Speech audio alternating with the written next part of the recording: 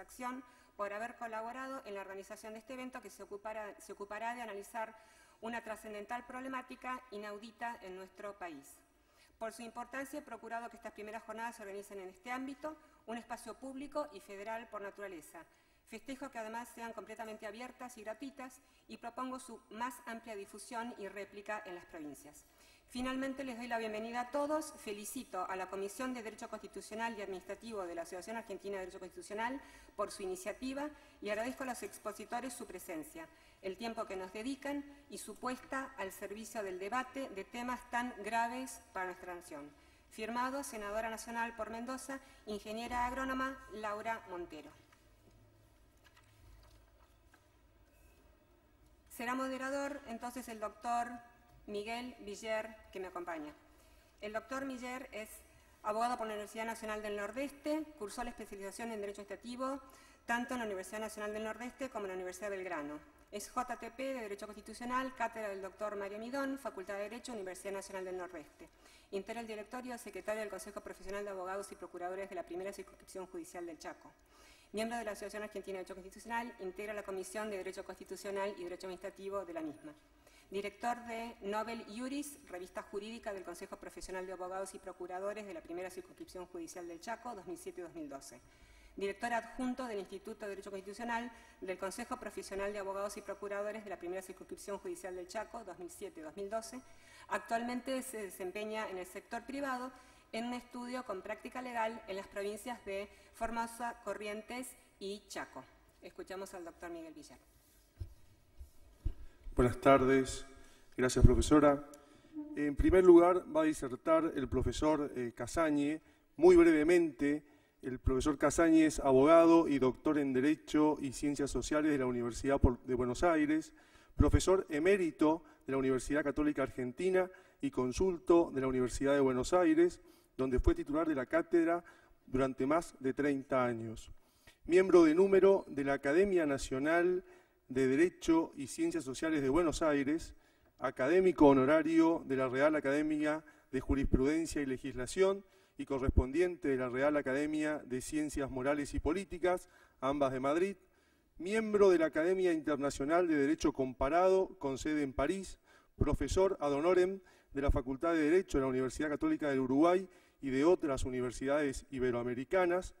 En 1996 recibió el Premio Conex de Platino, correspondiente a Derecho Administrativo, Tributario y Penal.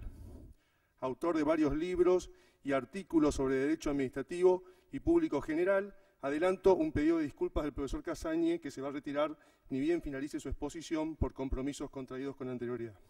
Profesor.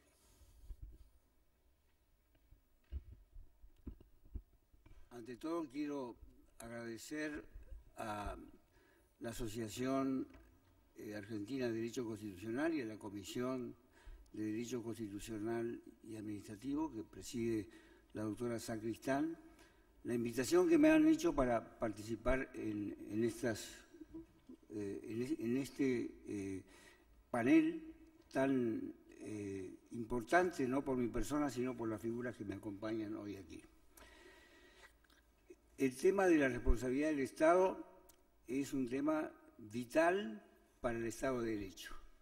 Bourdieu decía que era uno de los 3 temas centrales del derecho administrativo.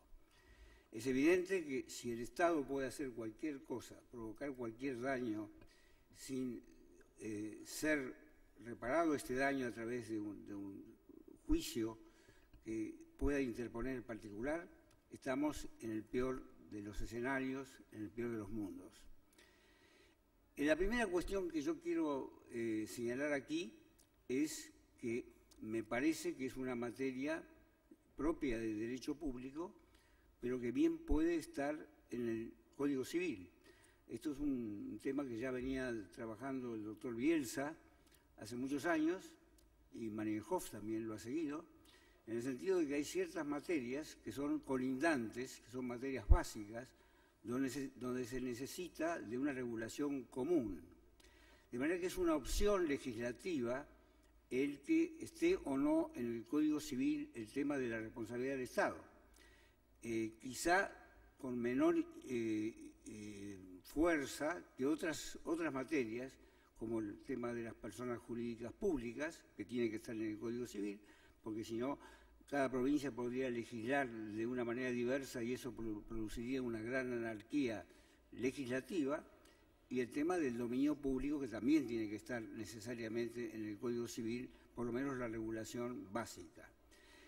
La responsabilidad del Estado participa de estas materias básicas también y exige una unidad de legislación para ser fieles al principio que Alberdi introdujo quizá de una manera un poco inorgánica en el viejo artículo 67 de la Constitución, donde se habló de la uniformidad del derecho común siguiendo los antecedentes coloniales.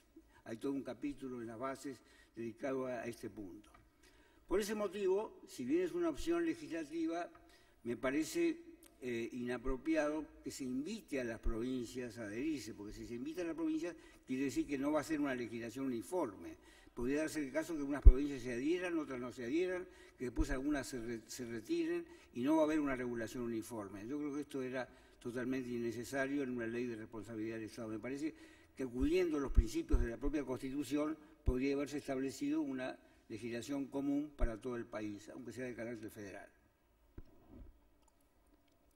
Pero en fin, esta es una opinión, es muy opinable este punto, y lo dejo abierto para los eximios constitucionalistas que me acompañan aquí en este panel. Dicho esto, voy a analizar algunos aspectos muy puntuales del proyecto de ley, que en líneas generales parece seguir la doctrina que yo vengo desarrollando desde antes del caso Badel contra la provincia de Buenos Aires. Digo parece porque si se lo analiza en su contenido esencial es totalmente diverso de lo que yo he venido sosteniendo siempre. Por de pronto, cuando se dice que las disposiciones del Código Civil no son aplicables a la responsabilidad del Estado de manera directa ni subsidiaria, esto va a plantear una serie de dificultades porque no está todavía bien perfilada en la doctrina la distinción entre supletoriedad, analogía, etc. O sea, esto va a provocar infinidad de problemas. Esta distinción que la propició por primera vez Goldschmidt en nuestro país y también después Vidal Campos y yo mismo, la Corte la aceptó, pero no está muy difundida. Hubiera sido mejor decir que se aplicarán las prescripciones del Código Civil por analogía en lo que correspondiera, ¿no? Que esto parece ser el espíritu, pero no está puesto en la ley. Parece ser el espíritu porque en algún proyecto lo vi en el mensaje, en los considerandos. Luego, el artículo primero termina con algo sorprendente, que es que la sanción, dice así, la sanción pecuniaria disuasiva es improcedente contra el Estado, sus agentes y funcionarios. ¿Qué quiso decir aquí? Solo Dios lo sabe, porque probablemente se haya querido referir a las sanciones culminatorias, a las astreintες, probablemente, pero como habla de sanciones disuasivas, eso también va a provocar una serie de problemas y seguramente que esto se va a interpretar en el sentido de que los jueces no pueden aplicar sanciones culminatorias a los funcionarios ni a la administración pública. Este es un retroceso de casi, yo diría, 30 años más o menos, que es cuando empezó a aplicarse, porque si no, el Estado nunca cumple las sentencias, que esa es la realidad de todos los días. Luego, si vamos al artículo siguiente, vemos otro problema muy serio, cuando dice que se exime de responsabilidad al Estado por los daños y perjuicios que deriven de casos fortuitos o fuerza mayor, salvo que sean asumidos por el Estado expresamente por ley especial. ¿Se dan cuenta que esto es como decir, el Estado nunca va a ser responsable en aquellos contratos donde incluso en los pliegos de condiciones se ponga que el caso fortuito o la fuerza mayor es asumido por el riesgo inherente que hay en ese tipo de contratos? Por ejemplo, la construcción de un gasoducto, por ejemplo, ¿no? Donde siempre se ha puesto esto. O sea, exigir una ley especial me parece que es sentar un principio muy restrictivo para la responsabilidad del Estado. Porque hay supuestos, son excepcionales, por cierto, donde el Estado tiene que asumir necesariamente las consecuencias del caso fortuito o de la fuerza mayor. El otro problema es que la definición del caso fortuito o fuerza mayor no se sabe, por el artículo aquel que tampoco se sabe cómo se va a aplicar el Código Civil, no se sabe si va a ser la del Código Civil o la que fije el derecho administrativo a su voluntad. Eso es otro problema también serio que tenemos que analizar.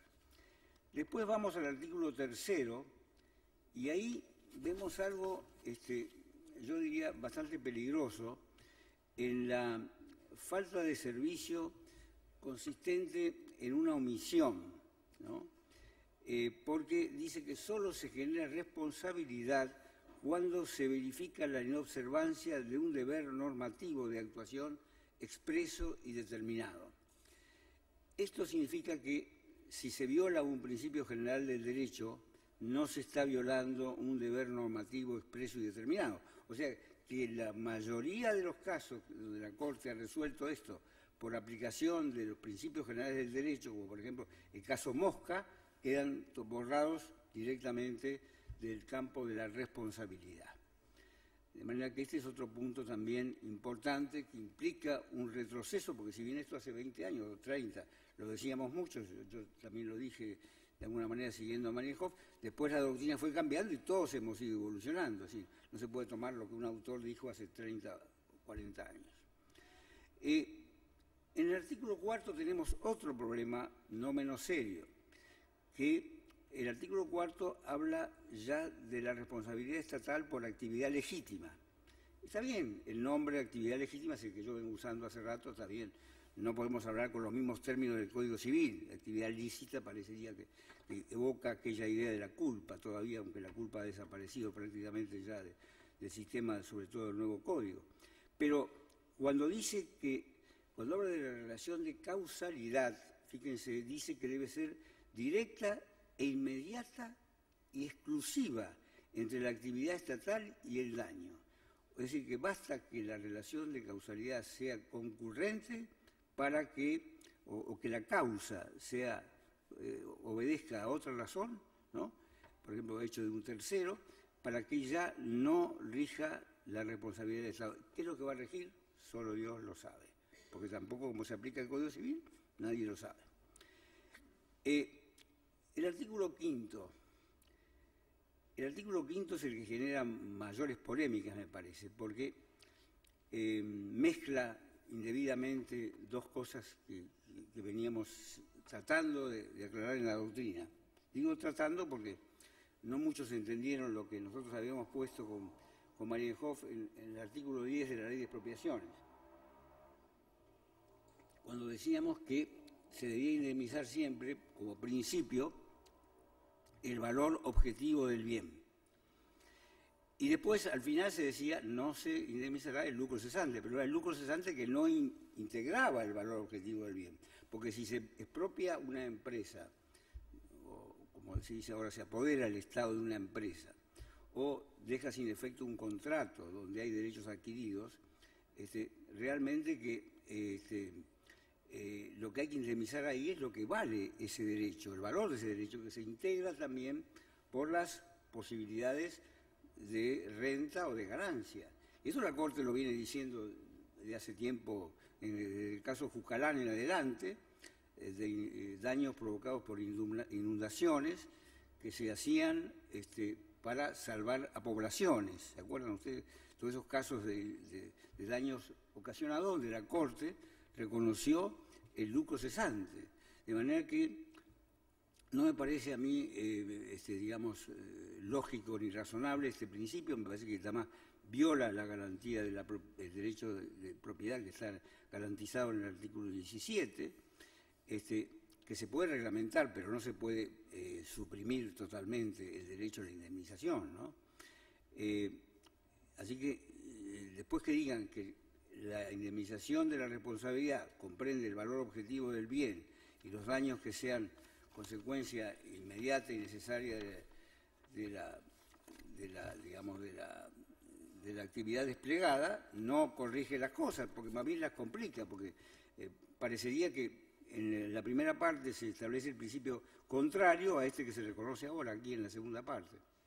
Bueno, hay algo elogiable, y es que había una doctrina antigua en el derecho procesal administrativo que fue cambiada por primera vez por una jurisprudencia de la entonces Sala Tercera, del doctor Muñoz, que siguió la doctrina que yo venía sosteniendo en los libros, y es que no era necesario demandar la nulidad conjuntamente con la acción de daños, sino que la acción de daños se debía demandar, se podía efectuar también cuando estuviera declarada la invalidez, el vicio, y ahí empezaba a regir el plazo de prescripción. Bueno, esto lo han arreglado y el artículo 8 está bien, eso es un adelanto de alguna manera, porque eso es consagrar ya de una manera más fija la jurisprudencia que venía estableciendo el fuero contencioso administrativo para esto.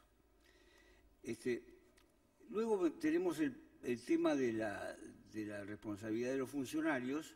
No lo veo eso tan grave, porque aquí se habla de una responsabilidad del funcionario por no cumplir de una manera irregular, incluso con culpa o dolo, dicen, ¿no? Queda la duda si lo que nosotros consideramos siempre falta personal, es decir, lo que está fuera del ejercicio de la función, cuando es cometida por un funcionario, si eso está comprendido o no en este artículo. Yo creo que como está redactado parecería que no, pero tampoco Dios es el único que sabe cuál es la norma que se va a aplicar, porque si tampoco el Código Civil se aplica, yo preguntaría qué cuerpo normativo se va a aplicar, salvo algún principio general. O sea, cuando hay falta personal del funcionario, no sabemos qué va a pasar.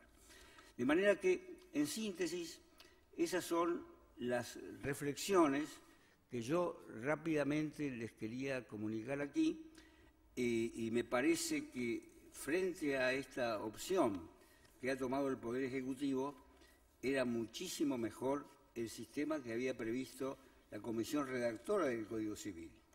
Eso yo no lo digo ahora, sino lo escribí apenas salió esto. Lo que pasa es que nadie lee acá en la Argentina nada. Pero lo cierto es que lo dije. Ahora sale el señor no sé cuánto que dice que este proyecto está fundado en la doctrina mía. Yo les digo que yo realmente no comparto el criterio y todos los aspectos de detalle que les acabo de decir, que me parece que van a dar lugar a infinitos pleitos muy difíciles de prever, cuya solución es muy difícil de prever, y creo que eso afecta mucho la seguridad jurídica y el Estado de Derecho. Nada más y muchas gracias.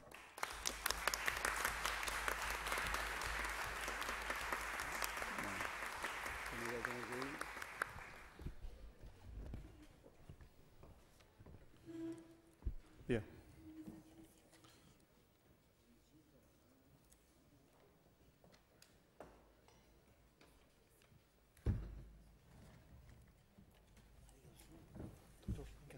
Gracias.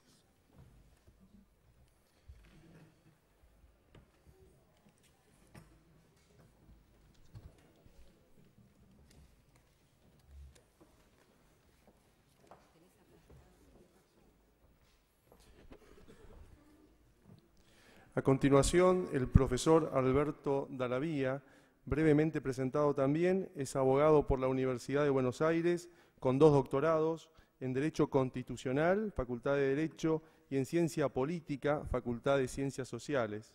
Diplomado en Derecho Constitucional y Ciencia Política en el Centro de Estudios Constitucionales de Madrid, en Derechos Humanos en la Universidad Complutense y en la Sociedad de Estudios Internacionales de España.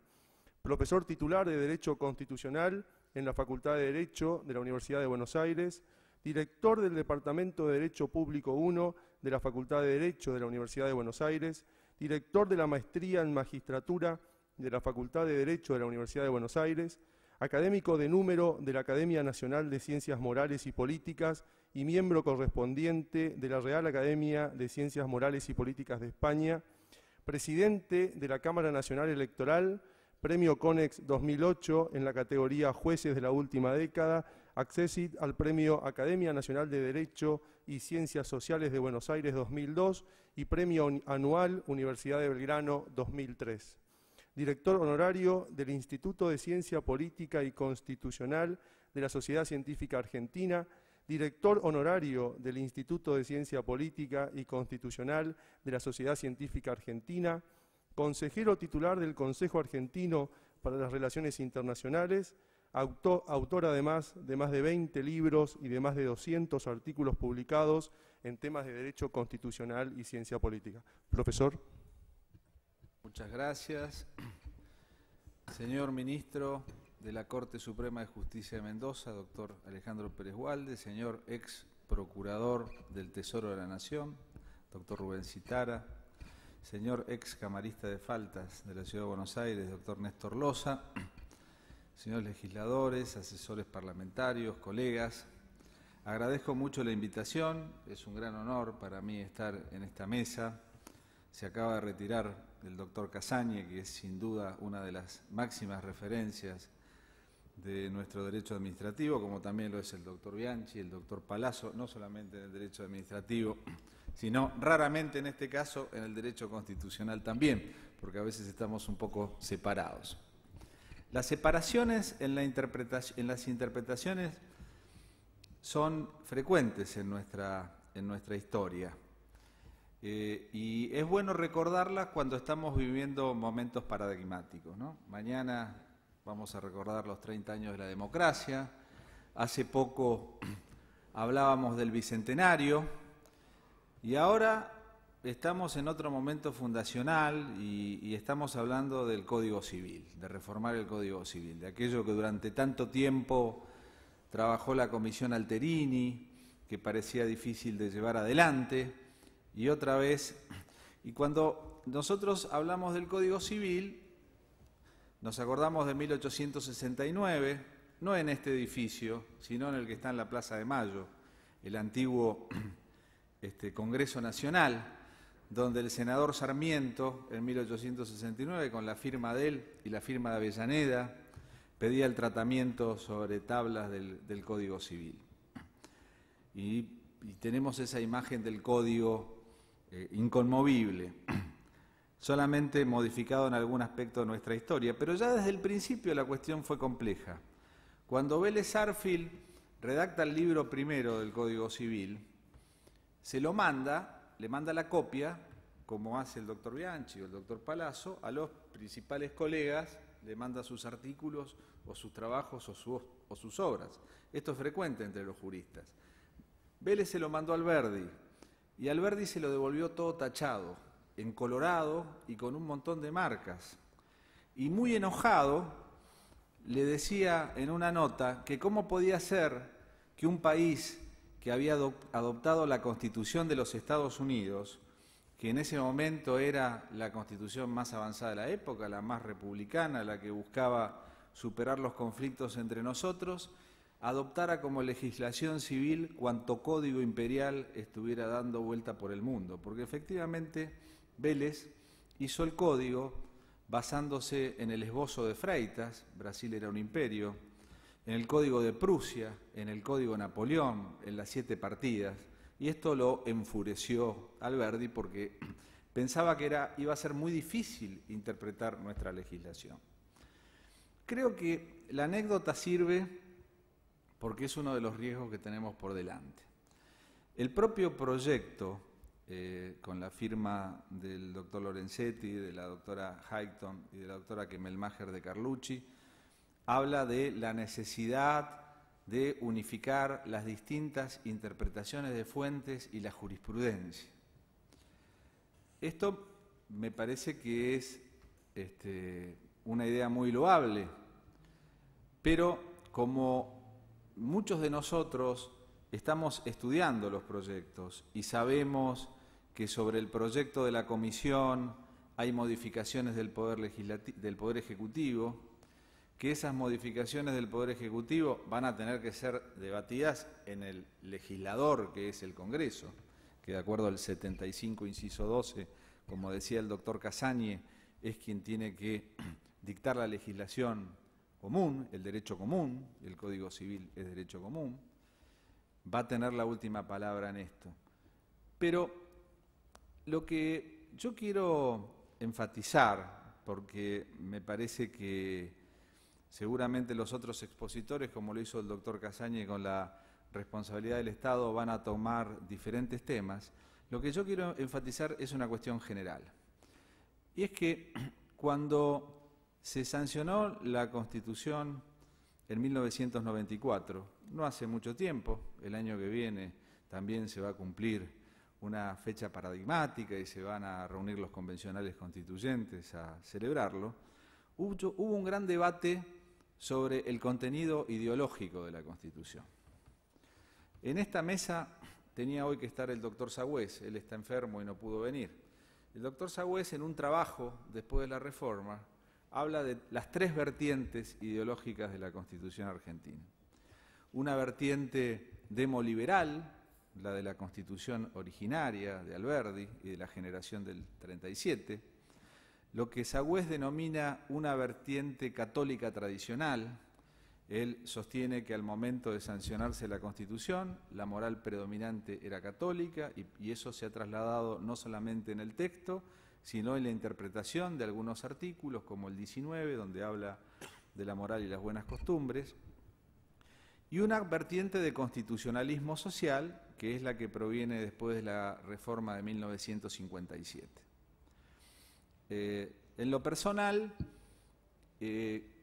creo que la posición de Sagüés sobre el pensamiento católico tradicional bien podría, sobre todo a partir de la doctrina social de la Iglesia, bien podría refundirse con una corriente de constitucionalismo social. Pero lo que no hay dudas es que el constituyente del 94 tuvo este debate y que esto quedó planteado en muchos aspectos de nuestro texto constitucional, no en la parte dogmática, donde más allá de los nuevos derechos y garantías no se podían hacer modificaciones bajo pena de nulidad a la parte dogmática, sino fundamentalmente en el texto del artículo 75, en las atribuciones del Congreso. La doctora Elisa Carrió, que también es profesora de Derecho Constitucional, terminada la reforma, es profesora en el Chaco, dijo que allí estaba el núcleo ideológico de la reforma. Y ese núcleo ideológico de la reforma no solamente plantea cuestiones de gran profundidad, como nuestro federalismo fiscal todavía no concluido, la necesidad de fortalecer el federalismo de manera equitativa, solidaria, preservando igual desarrollo de provincias y regiones, no solamente las acciones positivas a distintas minorías sobre las cuales la legislación ha avanzado en el último tiempo. Una de esas pruebas se encuentran en esta casa cuando uno ve la composición de ambas cámaras y ven, por ejemplo, lo que ha producido el cupo femenino o la cuota de género en la composición de este Congreso. Es absolutamente diferente a lo que era muchos años atrás. Y esto fue producto, en buena medida, de la disposición transitoria segunda del artículo 37 de la Constitución, como en algún momento el artículo 20 de la Constitución Nacional produjo una gran transformación del país, abriéndole las puertas a todos los inmigrantes, el artículo 20 o el artículo 25, y otorgándole los mismos derechos a los ciudadanos. ¿Qué podríamos decir de la llamada cláusula del progreso o de la llamada cláusula del nuevo progreso? A la cláusula, al viejo 67, inciso 16, hoy 75, inciso 18, se le agregó uno nuevo, porque algunos discutían si a la vieja cláusula del progreso de Alberdi había que agregarle contenidos más de constitucionalismo social, y el constituyente optó por una cláusula que habla de la educación universitaria gratuita, que habla del desarrollo humano con justicia social y de otra cantidad de principios que muchos podemos pensar, en alguna medida están incumplidos, pero en otra medida son el techo axiológico de nuestra Constitución. Sabemos que no vamos a tener un proceso constituyente en el próximo tiempo. En el debate de nuestra opinión pública esto estuvo en cuestión tal vez el año pasado, posiblemente hoy nuestra realidad política no nos lleve a esto, pero vamos a tener una reforma que es la reforma del Código Civil. Si nosotros partimos de la base de que la Constitución es la norma suprema del ordenamiento, no solamente porque lo dice el artículo 31, sino porque la decisión de vivir en Estado de Derecho así lo indica, lo primero que vamos a tener es una confrontación en los próximos años entre las reformas producidas al Código Civil y la Constitución Nacional. Si nosotros decidimos mantener el ideario de la Constitución, y cuando hablo de la Constitución no hablo solamente del artículo 75 o del artículo 42 de la Constitución o del artículo 41, sino que también hablo del 75, inciso 22, porque hemos asistido en los últimos años a que la Convención de los Derechos del Niño o la Convención de todas formas de discriminación contra la mujer han modificado normas del derecho de fondo producto de la actuación de los jueces. Muchos amparos en materia civil han modificado criterios del Código Civil y criterios de la legislación de fondo en materia de legitimación activa, en materia de representación. El Interior Superior del Niño ha llevado en muchos casos judiciales modificaciones a la ley de adopción. Por lo tanto, es de esperarse que en los próximos años nosotros asistamos a una cantidad de debates sobre estas cuestiones. Y estos debates van a ser seguramente debates judiciales, van a ser debates dados en el ámbito de los tribunales, donde lo que se va a plantear es la adaptación del Código Civil a la Constitución Nacional, para que no nos pase lo que nos pasó con la Ley 17711 de 1968. De 1968 era, 68. El doctor Pérez Walde tiene más memoria. Además ya había nacido también en esa época, igual que yo. Pero lo que pasó en esa época fue que la reforma importante del Código Civil la hizo un ministro del Interior de un gobierno de facto. En ese momento no estaba el Congreso, sino que estaba el general Onganía, y era más fácil, por supuesto, hacer una reforma del Código Civil por decreto, como se han hecho muchas reformas importantes en la historia argentina. Entonces, el doctor Borda, que era un gran jurista, en su discurso pudo decir que la reforma del Código Civil era mucho más importante, porque la Constitución era una norma que regía la vida de los argentinos cada tanto, cuando venía la democracia. Esto que hoy puede sonar grotesco o puede sonar llamativo, no lo era tanto en un país que tenía interrupciones constitucionales frecuentes. La Constitución era vista como una norma que venía cada tanto. En cambio, el Código Civil era visto como la norma que regía los derechos de las personas en todo el tiempo, y por eso era una reforma muy importante.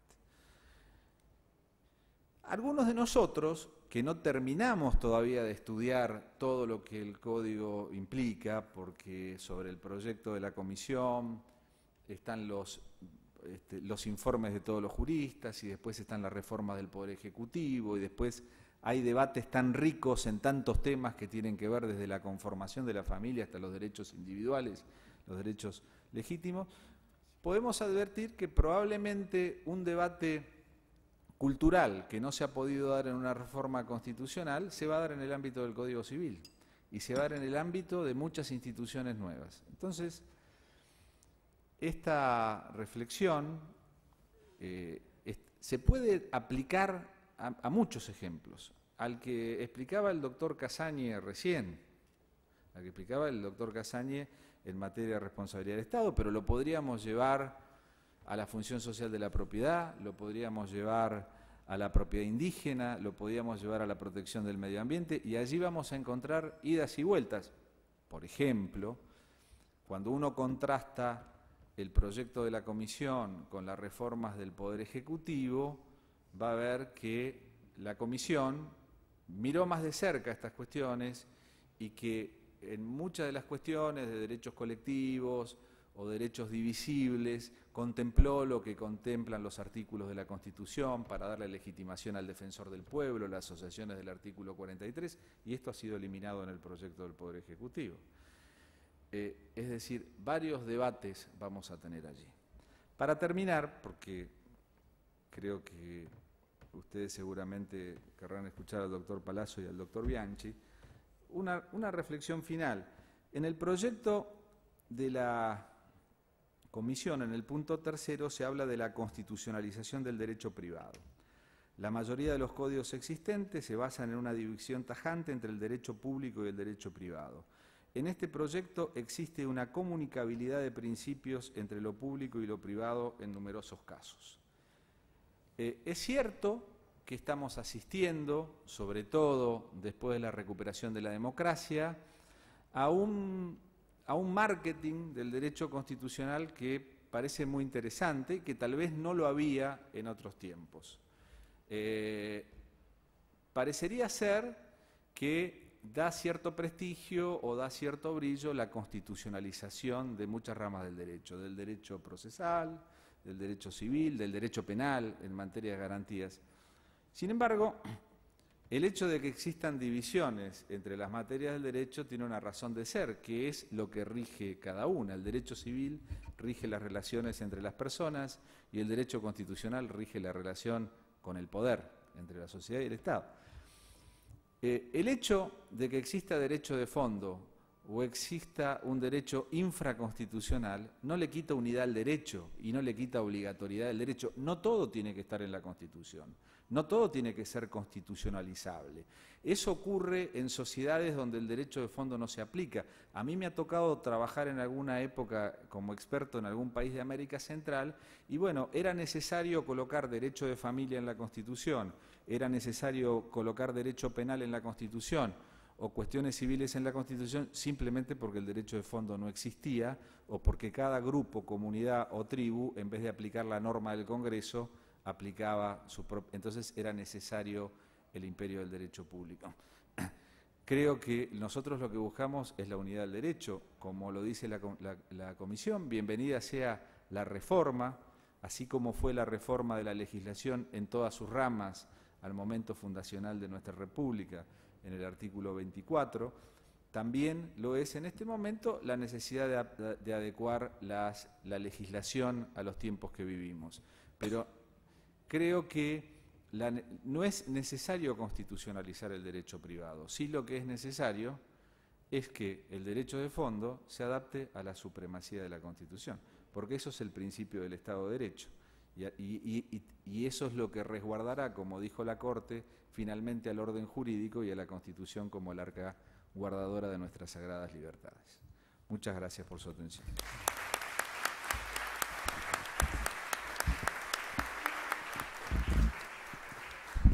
Gracias, profesor de la Vía. Seguidamente, y resumiendo también sus antecedentes, el profesor Eugenio Luis Palazzo es abogado y doctor en Ciencias Jurídicas, egresado de la Universidad Católica Argentina, profesor titular ordinario de Derecho Constitucional en grado, posgrados y doctorado en Ciencias Jurídicas de la Facultad de Derecho de la Universidad Católica Argentina, es profesor titular de posgrado en la Universidad Nacional de La Matanza y del doctorado en Derecho de la Universidad John Kennedy, profesor invitado de las Universidades de Buenos Aires y de Mendoza, director de la serie especial El Derecho Constitucional de la revista El Derecho, integrante del Comité Ejecutivo de la Asociación Argentina de Derecho Constitucional, miembro del Instituto de Derecho Constitucional de la Academia Nacional de Derecho y Ciencias Sociales de Buenos Aires, del Instituto de Federalismo de la Academia Nacional de Derecho y Ciencias Sociales de Córdoba, de la sección de Derecho Constitucional del Instituto de Estudios Legislativos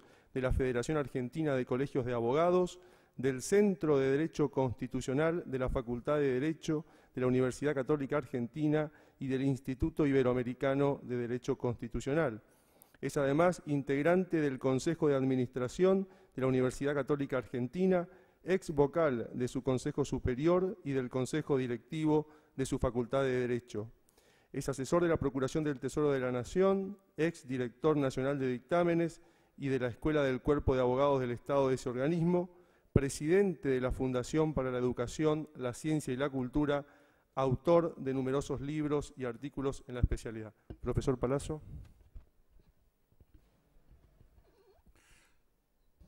Muchas gracias. Un agradecimiento, por supuesto, a la Asociación de Derecho Constitucional y a la comisión que organiza esto tan eficazmente conducida por la doctora Estela Sacristán, que me consta se ha movido muchísimo para además ayudarnos a alcanzarnos material y brindar todo este marco tan bueno. El tema de las ramas del derecho que habló el doctor Dallavía recién es un tema complejo. ¿Hasta dónde llega una rama y dónde comienza otra? En realidad no es una creación sistémica donde cada cosa está ubicada por una razón específica, sino que fueron naciendo en la historia por distintas cuestiones, por distintas razones. El derecho civil sin duda es originario y nace en función de una distinción, ese nombre nace en función de una distinción entre el derecho civil y el derecho como derecho de los ciudadanos romanos y el derecho de los que no eran ciudadanos romanos, que eran las gentes.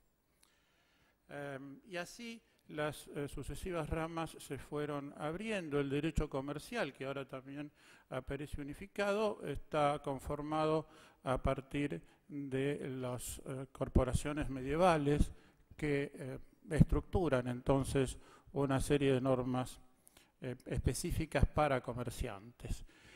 El derecho constitucional en realidad tiene un nombre que no se refiere a los sujetos, a los ciudadanos ni a los comerciantes, sino a una fuente del derecho, la Constitución, que aparece como un elemento escrito y de algún modo revolucionario para cambiar la situación existente en los procesos de la emancipación norteamericana y de la Revolución Francesa ya por fines del siglo XVIII. En realidad el derecho administrativo tiene también un origen bastante distinto, surge de la jurisprudencia de los tribunales administrativos franceses, la idea de la jurisdicción retenida, es decir, que no sea un juez civil el que se pronuncie sobre estos temas, sino que sea un juez administrativo encabezado por el Consejo de Estado de Francia. La configuración definitiva de las ramas y su consolidación se da a partir de la jurisprudencia. La jurisprudencia es la fuente del derecho que determina el contenido definitivo de una rama del derecho. Es decir, para saber qué está en el derecho civil, se parte de las decisiones del pretor romano. Y para saber qué está en el derecho administrativo, de los tribunales administrativos franceses. La rama del derecho constitucional se consolida a partir de la creación del control judicial de constitucionalidad en Estados Unidos a principios del siglo XIX y recién a mediados del siglo siguiente, es decir, a mediados del siglo XX, si bien con los precedentes de Austria y Checoslovaquia de 1920, en los tribunales constitucionales de Europa. Esto marca entonces diferentes momentos y alcances más o menos distintos. Esto en un país unitario no es demasiado grave, porque de todas maneras la unidad del derecho es mucho más clara. En un país federal sí tiene algunas connotaciones más complejas. En nuestro caso optamos por un sistema novedoso, es decir, teníamos las experiencias unitarias, por supuesto, la más relevante era la francesa, pero nosotros no seguimos ese modelo constitucional, sino que seguimos el modelo constitucional norteamericano del federalismo, con una gran diferencia. En los Estados Unidos, cada estado origina su propio derecho común a través generalmente de precedentes, mientras que en nuestro país la creación del derecho común está unificada en el Congreso Nacional, pero su aplicación está distribuida. Es decir que en la medida que el Congreso Nacional puede incluir una norma en el Código Civil, de alguna manera está restringiendo capacidad de las provincias de regularla a través de legislación local. Este es un dato complejo que debe ser analizado cuidadosamente en el momento de revisar este proyecto que ya tiene media sanción. Yo voy a tomar, en la medida que me alcance el tiempo, muy brevemente 3 temas. El primero de ellos es el título preliminar. El título preliminar tiene el Código Civil y tiene el Código de Comercio. En este caso también se debatió si convenía o no. No toda la doctrina está de acuerdo en que convenga que el Código Civil tenga un título preliminar. Por los resultados a mí me parece que tampoco. O quizás se inspiraron en el Papa e hicieron lío al establecer este título preliminar. Comienza mal porque habla el artículo primero de los casos que este código rige.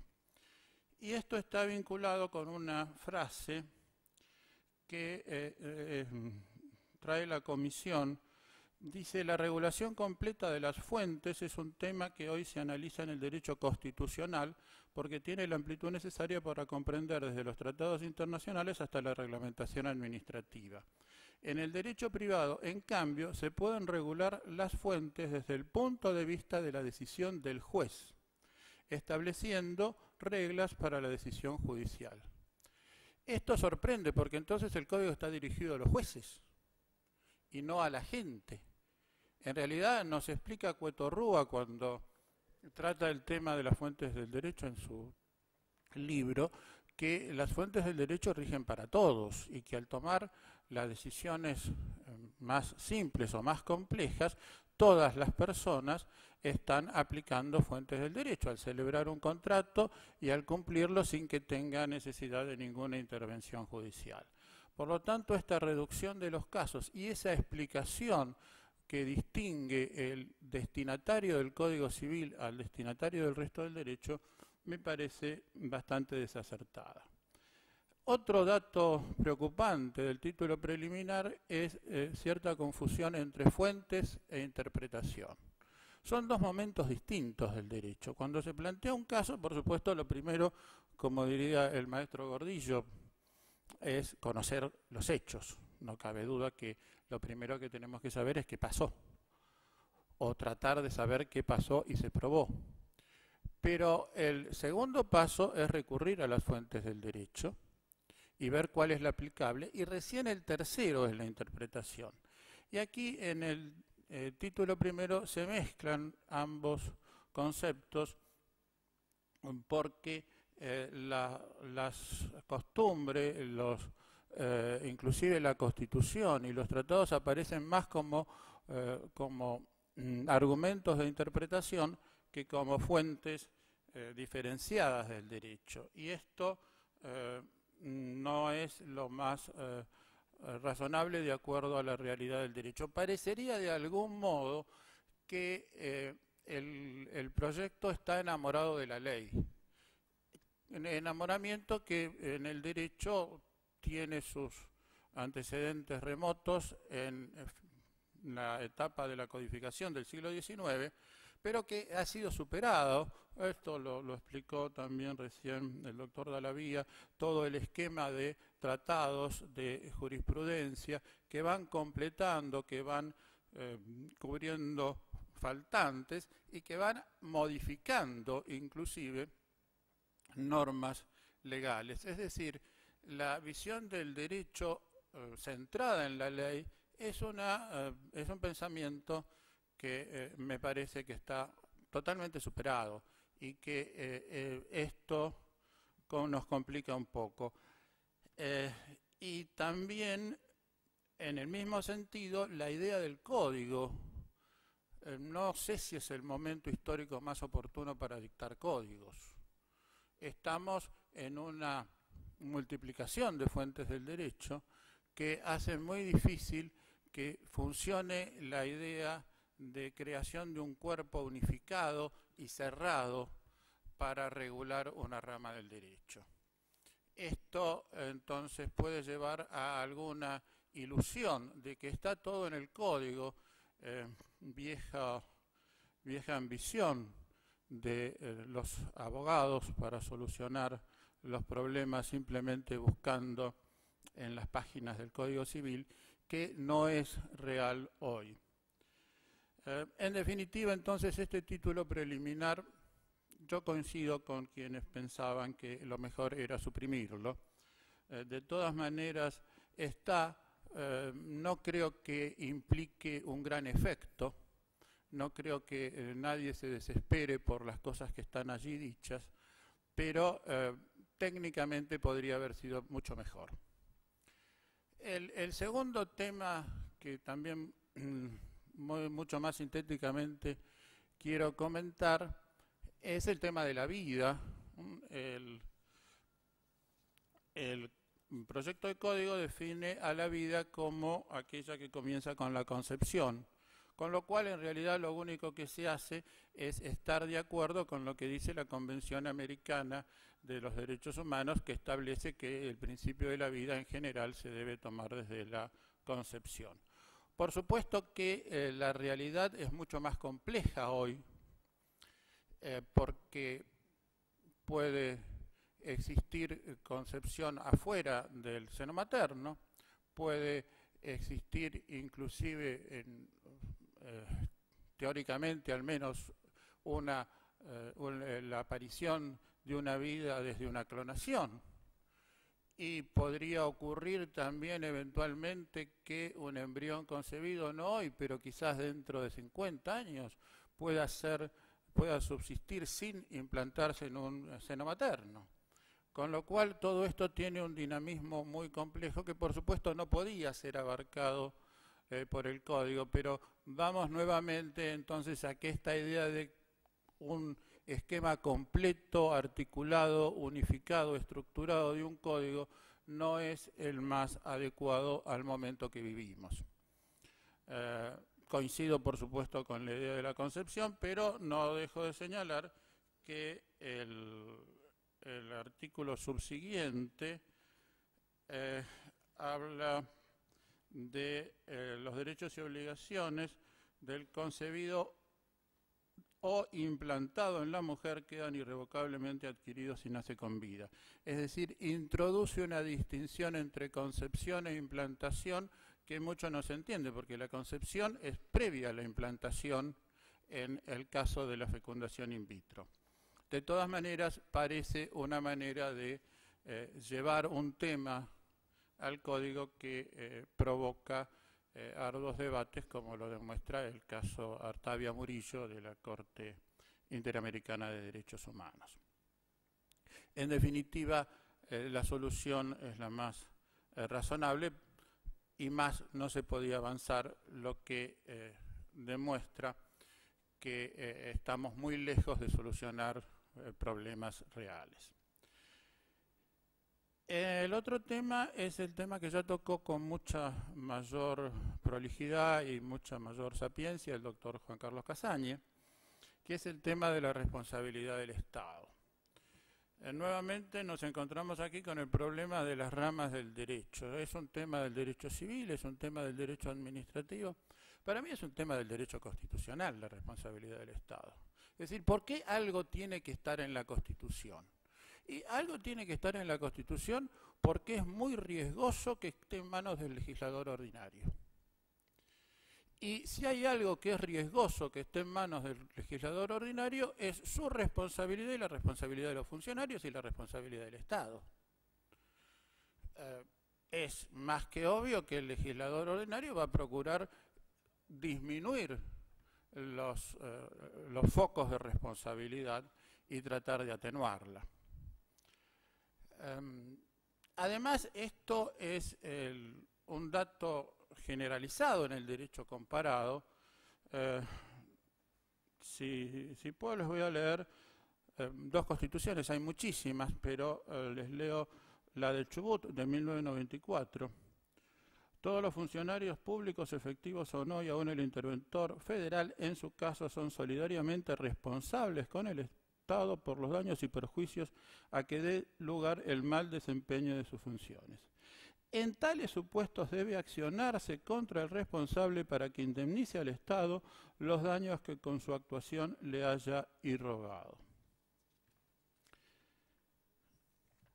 En otro ámbito, ya no en el ámbito de nuestras provincias, la Constitución de Ecuador, que nos dice: el Estado ejercerá en forma inmediata el derecho de repetición en contra de las personas responsables del daño producido, sin perjuicio de las responsabilidades penales, civiles y administrativas. Es decir, si hablamos de responsabilidad del Estado, tenemos que partir que en general, casi siempre, hay una responsabilidad del funcionario, que fue el que de alguna manera provocó la responsabilidad del Estado. Por lo menos cuando estamos hablando de obrar ilegítimo, que es la inmensa mayoría de los casos. Y si hay una responsabilidad del funcionario, ¿quién ejerce la acción de repetición? Este es el problema más acuciante para mí. Es decir, que debería existir una norma en este proyecto de ley ya tratado en la Cámara de Diputados que establezca quién. Hay organismos del Estado en los cuales está organizado sus servicios jurídicos, la Procuración del Tesoro de la Nación, a la cual se le debería encomendar que cada vez que hay un perjuicio que el Estado debe pagar, investigue quién fue el responsable e inicie la acción de repetición correspondiente. Esto es lo que me parece que no está y debería estar. En definitiva, ¿es un tema de derecho público? Sí, sin duda lo es. ¿Es un tema de derecho administrativo? Sí, en la medida en que el derecho administrativo explaza el derecho constitucional, pero esencialmente es un tema de derecho constitucional. Y así lo ha entendido la Corte, que ha establecido el tema de la responsabilidad del Estado esencialmente en torno al artículo 19 de la Constitución y de su interpretación, que en ese artículo, es una interpretación muy compleja, alambicada, si ustedes quieren, pero es una interpretación de la Corte. En ese artículo está el principio de la reparación integral. Entonces, contra lo que diga la ley, la Corte sostiene que la reparación debe ser integral por mandato del artículo 19 de la Constitución. Así lo expresó en el caso Santa Coloma contra Ferrocarriles, referido a la muerte de 3 menores en un accidente ferroviario, y mucho más recientemente en Rodríguez Pereira, un tema vinculado con alguien que había padecido también durante el servicio militar. Esto implica que, en definitiva, lo que está reglando la responsabilidad del Estado es un principio que está en la Constitución, es decir, algo que como fuente del derecho tiene rango constitucional y además es un principio general del derecho. Entonces, los principios generales del derecho y la Constitución están evidentemente por encima de todas estas regulaciones que intentan los legisladores a cada momento y en cada situación histórica. Más allá de eso, el tema, en definitiva, pasa por lo que vaticinaba el doctor Dallavía, un fuerte conflicto un fuerte debate dentro del Poder Judicial acerca de en qué medida vamos a quedarnos con estas normas restrictivas del proyecto de responsabilidad del Estado y del funcionario público, o vamos a seguir aplicando principios sustentados en la Constitución que son mucho más valiosos. Muchas gracias. Gracias, profesor Palazzo. Antes de darle la palabra al último expositor del panel, que es el profesor Bianchi, la profesora Bravo va a empezar a recibir ya las preguntas que pueden hacerse en los formularios que hemos distribuido. Finalmente, el profesor Alberto Bianchi, más que brevemente presentado, es abogado egresado de la Universidad Católica Argentina en 1978 y y doctor en Derecho por la Universidad de Buenos Aires en 1988, con tesis recomendada al Premio Facultad. Es miembro de número de la Academia Nacional de Ciencias de Buenos Aires. En 1991 recibió el Premio Academia Nacional de Derecho y Ciencias Sociales y en 2012 recibió el Premio Academia Nacional de Derecho de Córdoba. Es profesor de Derecho Constitucional Profundizado en la Universidad Católica Argentina, en la Universidad Austral y en la Universidad de Buenos Aires. Es autor de 18 libros y más de 300 artículos sobre temas de derecho administrativo y derecho constitucional. Profesor Bianchi. Muchas gracias, doctor Viller. Muy buenas tardes. Agradezco a la Asociación Argentina de Derecho Constitucional y a la Comisión de Derecho Constitucional y Administrativo, que en este caso estoy un poco parcializado porque la dirige mi esposa, o sea que creo que mi presencia aquí se debe más a mis méritos maritales que a mis méritos académicos, pero en fin, a Estela tengo muchas cosas que agradecerle, esta tarde le agradezco que me haya invitado. Un conocido profesor de ciencia política, Carlos Floria, recientemente fallecido hace un tiempo, siempre contaba una anécdota de Miguel de Unamuno. Dice que Miguel de Unamuno, siendo diputado en las Cortes, le dijo un día a un diputado: usted es un estúpido.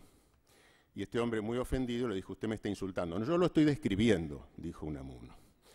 Yo no quiero insultar a nadie, solamente quiero describir aquellos puntos del proyecto de Código Civil que me parecen preocupantes, o que me preocupan a mí por lo menos, en relación con el derecho público, por supuesto. El Código Civil es una regulación amplísima de una gran cantidad de materias. Voy a enfocarme especialmente en el derecho público. El primer punto es algo que ya mencionaron los doctores Dalavía y Palazzo, que tiene que ver con la constitucionalización del derecho privado. Yo les digo en primer lugar, primero es una linda frase, y como toda linda frase pega y se repite, pero la verdad que para mí es una frase completamente vacía de contenido.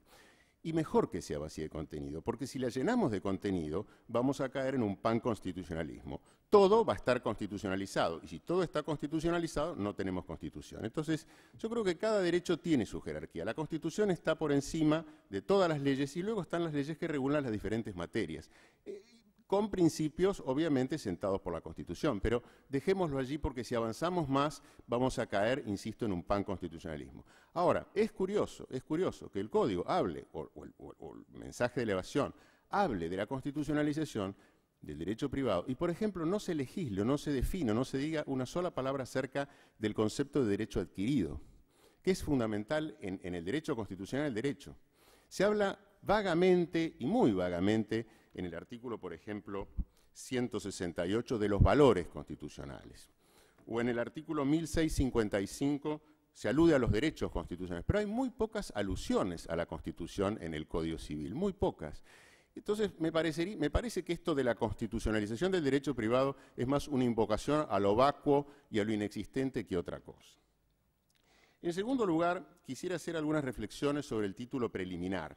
El doctor Palazzo decía recién que el título preliminar quizás debería ser eliminado. Yo creo que en una pura técnica legislativa eso es correcto. Sin embargo, me atrevería a esbozar una defensa de la existencia del título preliminar, porque no nos olvidemos nosotros que nuestro sistema constitucional establece que el Congreso dicta la legislación de fondo. Al dictar la legislación de fondo, esa legislación tiene que tener algunos principios generales. Entonces, o dictamos un código de los principios generales, el modo de contar los intervalos del derecho, etcétera, etcétera, o lo colocamos, esos principios generales, lo colocamos en algún código. Y parecería que lo más razonable es colocarlo en el Código Civil, porque es un poco el código madre del resto del derecho. Entonces, desde este punto de vista, me parece razonable que exista un título preliminar. Ahora, debo decirles que el título preliminar del proyecto de Código Civil tiene algunas cuestiones sumamente observables. Una de ellas la observó muy bien el doctor Palazzo cuando habla del artículo primero, que parece estar dirigido a los jueces, cuando en realidad el Código Civil está dirigido a la sociedad, a los ciudadanos, no a los jueces, que serán sus intérpretes en los casos, pero no está regulando, parecería, a la sociedad, sino los jueces. Hay una referencia también en ese primer artículo al final que me parece un poco vaga e imprecisa, y dice que, hablando de la costumbre, los usos, prácticas y costumbres son vinculantes cuando las leyes o los interesados se refieran a ellas o en situaciones no regladas legalmente, siempre que no sean contrarias a derecho. Acá la palabra derecho es muy amplia. ¿Que no sean contrarias a qué? Porque los usos y costumbres también son derecho. Entonces, parecería que esta norma debería precisar un poco qué significa derecho en ese caso. Hay otro artículo del título preliminar que me preocupa, no me preocupa, pero creo que merecería alguna reflexión, que es el artículo 7º, que reproduce lo que dice actualmente el artículo 3 del Código Civil. Pero dice, la retroactividad establecida por la ley no puede afectar derechos amparados por garantías constitucionales. No debe afectar derechos adquiridos bajo las leyes anteriores. Me parece